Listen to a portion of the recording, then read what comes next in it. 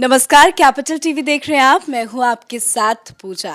UP में चुनाव प्रचार बीजेपी की तरफ से जबरदस्त किया जा रहा है। इसमें अहम योगदान दे रहे हैं उत्तर प्रदेश के उप मुख्यमंत्री केशव प्रसाद मौर्य जी, जो हमारे साथ खास बातचीत के लिए मौजूद हैं। सर, बहुत बहुत स्वागत करती हूं आपका कैपिटल टीवी में। सर, नतीजों में बहुत ज्यादा वक्त नहीं बचा है, 10 तारीख बहुत करीब है। जीत के लिए कितना कॉन्फिडेंट है आप? 200%, कोई संशय नहीं। जैसे 2017 जीते थे वैसे 2022 जीतेंगे। जी, क्या वो अहम मुद्दे हैं जो लगता है कि उन मुद्दों के हिसाब से जनता आपको वोट करेगी, चाहे वो गरीब को लेकर हो, किसान को लेकर हो? क्या क्या अहम मुद्दे हैं? देखिए, हर वह मुद्दा है, जैसे विकास का मुद्दा होता है, सड़क बिजली पानी का होता है, कानून व्यवस्था का होता है, गरीब कल्याण का होता है, किसानों के उत्थान का होता है, नौजवानों के रोजगार का होता है, भर्तियों से भ्रष्टाचार समाप्त करने का होता है और सभी प्रकार से ईमानदारी के पथ पर राज्य आगे बढ़े। यह सारे मुद्दों को लेकर के हम जनता के बीच में, जनता को हमें नहीं बताना पड़ रहा है, जनता स्वयं समझती है। क्योंकि पिछली सरकारों के कार्यकाल में उन्होंने अत्याचारों को सहा है, उन्होंने कुशासन को देखा है, उन्होंने अंधेरा यहाँ देखा है जब बिजली आती ही नहीं थी। यहाँ किसान कुछ भी पैदा करे उनकी खरीद होती ही नहीं थी। भर्तियाँ बिना पैसा दिए असंभव। जो निवेशक थे उत्तर प्रदेश छोड़ करके वापस जा रहे थे। तो सपा, बसपा, कांग्रेस और भाजपा की तुलना हो ही नहीं सकती। सारे विरोधी एक तरफ भी बैठ जाएंगे तब भी भाजपा इन सब पर बहुत भारी है। आप और मैं बनारस में मौजूद हूँ, काशी विश्वनाथ की धरती में। ममता बनर्जी भी आई हैं दर्शन के लिए। गो बैक का नारा लग रहा है, उनको भगाया जा रहा है, ज़बरदस्त विरोध प्रदर्शन हो रहा है। वो पहले कहती थी कि उत्तर प्रदेश और बिहार के लोग गुंडे हैं और यहीं पे आके जनता से वोट की अपील कर रही हैं। नहीं, निश्चित तौर से उन्होंने उत्तर प्रदेश के लोगों को, बिहार के लोगों को, उत्तर भारत के लोगों को बहुत अपमानित किया था। उनकी भाषा सदा अपमानजनक रही, लेकिन हम अपमानजनक भाषा राजनीतिक दल के कार्यकर्ता के नाते किसी भी दूसरे दल के नेता के लिए नहीं प्रयोग करते। अगर जनता में उनके इस कार्य व्यवहार के कारण से गुस्सा है तो जनता से भी हमें अपील करते हैं कि भाई, हम कोई इस प्रकार से अनादर न करें। इनको चोट, जो भी विरोधियों को चोट देने का काम है, कमल के फूल पर ओढ़ देने से हो जाएगी। इसलिए सभी लोग कमल के फूल पर ओढ़ दें, अपने आप इनको चोट लग जाएगी, अपने आप ही यहाँ से विदा हो जाएंगे। यह भविष्य में मुंह दिखाने लायक नहीं रहेंगे। क्योंकि इन्होंने जिस प्रकार से, चाहे वो सपा के शासनकाल की अराजकता उत्तर प्रदेश में हो और चाहे टीएमसी के शासनकाल की अराजकता पश्चिम बंगाल में हो, ये किसी से छिपी नहीं है। जितना अत्याचार, अनाचार, सत्ता का दुरुपयोग इन लोगों के शासन में हुआ है वह असहनीय है। ये किसी सभ्य समाज में इसको स्वीकार नहीं किया जा सकता। ये लोकतंत्र का अनादर खुलेआम होता है। तो मैं यह मानता हूँ कि इनके सबके आने जाने से ये पिकनिक पर आए हैं, पिकनिक करके चले जाएंगे। जी, आपने कहा कि गरीब गरीब एक समान, चाहे वो हिंदू हो या मुसलमान। एक तरफ ये भी कहा जाता है कि ये चुनाव 80-20 की लड़ाई है। इसे आप किस तरह से देखते हैं? ये 80-20 को, जो जिनको दृष्टि दोष है वह उसको देखते हैं।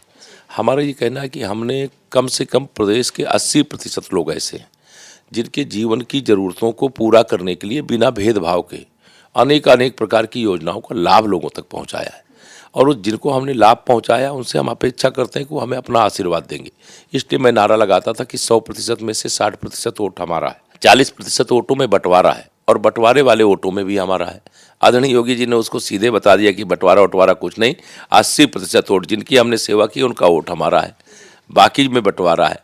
तो ये देखने वालों का दोष है, ये किसी का दोष नहीं है। हम स्पष्ट तौर से हम सबका साथ, सबका विकास और गरीब गरीब एक समान, किसान किसान एक समान, बेटी बेटी एक समान, हिंदू हो या मुसलमान, इसी पथ पर चलते हैं। जी, आपने बेटियों के लिए कहा कि बेटी बेटी एक समान। उधर प्रियंका गांधी कहती है मैं लड़की हूँ, लड़ सकती हूँ। लड़की के लिए कई नारे लगाती हैं, उनको क्या कहना चाहेंगे? मैं उनके लिए कुछ कहता नहीं हूँ, लेकिन बच्चे उनको कहते हैं। वो लड़की कैसे, वो तो आंटी हैं। जी, आपने जब से मथुरा को लेकर एक ट्वीट किया है तब से लोगों का विश्वास बन गया है कि अब मथुरा की बारी है। आप मथुरा को किस नज़रिए से देखते हैं? नहीं, अयोध्या, काशी, मथुरा, या तीनों हमारे पवित्र तीर्थ स्थल हैं और तीनों पवित्र तीर्थ स्थलों का सर्वांगीण विकास, जहाँ पर दुनिया भर के राम भक्त, शिव भक्त, कृष्ण भक्त आते हैं, वहाँ का व्यापक विकास, जैसे बाबा विश्वनाथ जी का धाम विवादित परिसर को छोड़ करके भव्य और दिव्य बन करके तैयार है। अगर भगवान श्री कृष्ण की जन्मभूमि विवादित परिसर को छोड़ करके भव्य और दिव्य बन जाए तो इसमें श्री अखिलेश यादव जी को, श्रीमती प्रियंका वाड्रा जी को, मायावती जी को या ममता बनर्जी जी को आपत्ति क्या है? अगर जिनको आपत्ति तो होने दो, हम लोग उनकी चिंता नहीं करते। हम तो उत्तर प्रदेश में जो बड़े तीर्थ स्थल हैं उनका, छोटे तीर्थ स्थल हैं उनका कैसे विकास हो और कैसे विकास करके उसके आधार पर जो धार्मिक पर्यटक हमारे प्रदेश में आते हैं उससे कैसे लाखों लाख की संख्या में रोजगार सृजित हो।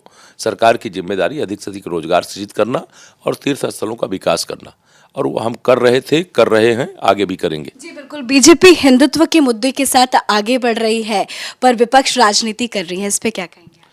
नहीं, हम हिंदुत्व के मुद्दे को, उनका मैंने कहा ना, उनको दृष्टि दोष है। कोई इटली का चश्मा लगाए है, कोई सैफई का चश्मा लगाए है, कोई बंगाल का चश्मा लगाए है, कोई अमेरिका का चश्मा लगाए, तो उसको हम क्या करेंगे? हम उनको सफाई नहीं देते हैं। हमारा जो कर्तव्य है सरकार में रह करके, अगर सपा बसपा कांग्रेस का कर्तव्य ये है कि जब वो सरकार में होंगे तो केवल रोजा अवतार की पार्टियां करेंगे, तो ये उनका कर्तव्य है, ये उनका चरित्र है, तुष्टिकरण उनका आदत है। हमारी आदत ये नहीं है। हम तो भेदभाव किसी से नहीं करते हैं, विकास सबका करते हैं, और जिन स्थानों के विकास के कारण से रोजगार उत्तर प्रदेश में आएगा उसको किए हैं, आगे भी करेंगे। प्रयाग में 24 करोड़ लोग कुंभ के मेले में आए। अगर ये सपा बसपा कांग्रेस वाले होते तो 4 करोड़ भी नहीं आते। क्यों नहीं आते? क्योंकि उनको लगता है कि इनकी सरकार में ना सुरक्षा रहेगी और ना वहाँ पर व्यवस्था रहेगी। हमारी सरकार में सुरक्षा भी थी, व्यवस्था भी थी, अविरल गंगा, निर्मल गंगा का दिव्य प्रवाह भी था, और जो आए डुबकी लगाए, आनंद उत्सव मनाते हुए चले। चलिए सर, बस एक आखिरी सवाल मेरा आपसे ये है कि 10 तारीख को आपने कहा कि समाजवादी पार्टी समाप्तवादी पार्टी हो जाएगी, तो एक बार फिर से कमल खिलेगा उत्तर प्रदेश? 101%, मतलब इसको लेकर कोई संशय नहीं है। उत्तर प्रदेश में 10 मार्च को भाजपा की ऐतिहासिक विजय होगी हमारे गठबंधन के साथियों के साथ, और ये सपा बसपा कांग्रेस अलग लड़ें चाहे साथ लड़ें, ये सब एक ही रहते हैं। इनकी करारी पराजय होगी, और कमल का फूल माने सुशासन का, विकास का प्रतीक है। उत्तर प्रदेश के लोगों की सुरक्षा की गारंटी है, और लोग सुरक्षा चुनना चाहते हैं, अपनी सुरक्षा के लिए खतरा नहीं चुनना चाहते, और भाजपा सुरक्षा के लिए गारंटी है और बाकी विपक्ष सुरक्षा के लिए खतरा है। चलिए, इतने बिजी शेड्यूल में आपने वक्त दिया, बहुत बहुत शुक्रिया सर बातचीत करने के लिए। तो ये थे हमारे साथ उत्तर प्रदेश के उप मुख्यमंत्री केशव प्रसाद मौर्य जी, जिन्होंने साफ दावा किया है कि एक बार फिर से उत्तर प्रदेश में कमल खिलेगा। कैमरा पर्सन अशोक के साथ मैं पूजा, कैपिटल टीवी।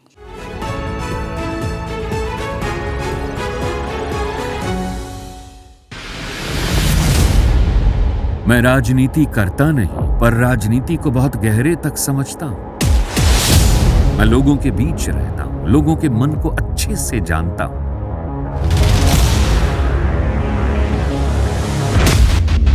पब्लिक और पॉलिटिक्स की हर नब्ज को खूब पहचानता हूं। संघर्ष की सियासत से सत्ता के सिंहासन तक मैं हर खबर से खरा सच निकालता हूं।